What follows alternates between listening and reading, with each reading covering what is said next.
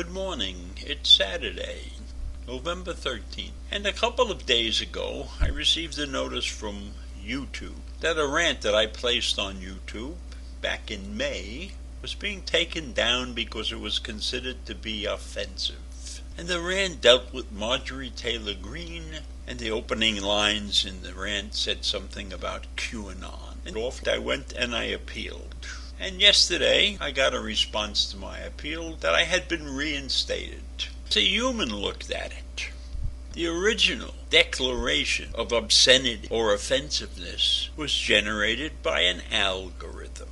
That in the world of big tech and social media, algorithms control the game. And algorithms do not have a thought process. Algorithms in and of themselves are particularly dangerous because they do not understand the nuance of the language. You understand the nuance of the language.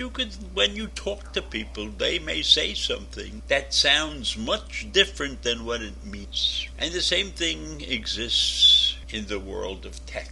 If you get out there and you speak on a particular topic, not understand the context, you will fail to correctly assess the situation. That's exactly what algorithms do. They look at words and they understand the meanings, but they don't understand the context. So I don't know what word they looked at to take down my video. But this is the third time I've had a video taken down.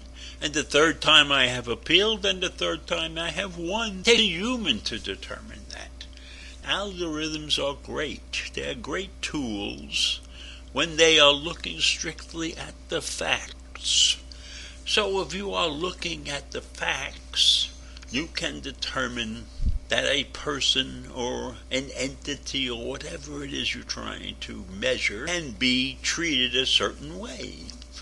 When I watch stuff on Netflix, they provide me with a lot of action films and stuff like that because they know that's what I like. It's cut and dried that I like murder mysteries and I like solving problems that are related to some crime or something. That is my preference. I also like comedy, but they haven't seen me watch any comedies, so they don't know that. So if I want to watch a comedy, I have to go through an entire process to find one. Because all they have presented to me is the murder mysteries and the serials that deal with a detective or something like that. Okay? So that's how Netflix works. And I'm sure they get it right most of the time, but they don't always get it right. And they don't attempt, and this is where they're wrong, they don't attempt to say, maybe you should start looking at this or looking at that. Now, when I worked in the tech world, we developed algorithms for our clients. Because in my tech world, we were servicing the retail establishment. Our customers were well-known retailers like Tiffany's and Bloomingdale's and Saks Fifth Avenue, but never JCPenney or Woolworths. They weren't interested in our services. We did work for companies that were not well known in the world, but they did advertising on television, those midnight commercials where they were selling records or something like that. Use of that information was known in those days as targeted marketing, and it got pretty sophisticated with the use of technology. But like everything else, there are glitches, and there are people who get ahead of the game without understanding the way it really operates.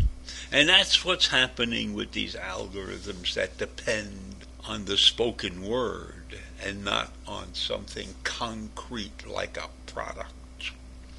If you're buying shoes, you're buying shoes. If you're buying shirts, you're buying shirts. If you like jewelry with diamonds, we know that.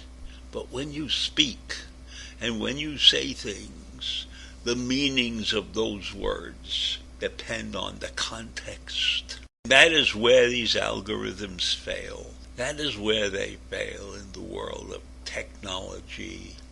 to any of these organizations that are algorithm dependent need to have a procedure where when the algorithm says Stan is up to no good, look at the things he has posted on our site, that means when that happens, you need, before you take somebody down and offend them by taking their work off, Still, when you are looking to take somebody down and perhaps fine them or perhaps suspend them for a certain period of time, and in some cases this may be their jobs, it's incumbent upon the provider of the site, YouTube in this case, to look at every single person who gets taken down, to have a human look at that and say,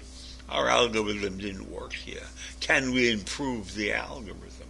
Instead of just taking it down, throwing it in my lap, and forcing me to take action, or it was very hard to take action. It took me 5 minutes. But to take action and tell them they made a mistake. Why should they want the customer? I'm a customer. But they don't view me as a customer, see.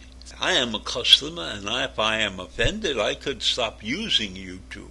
And it wouldn't matter to them because I'm not generating a lot of money for them. That's the other thing that we must recognize.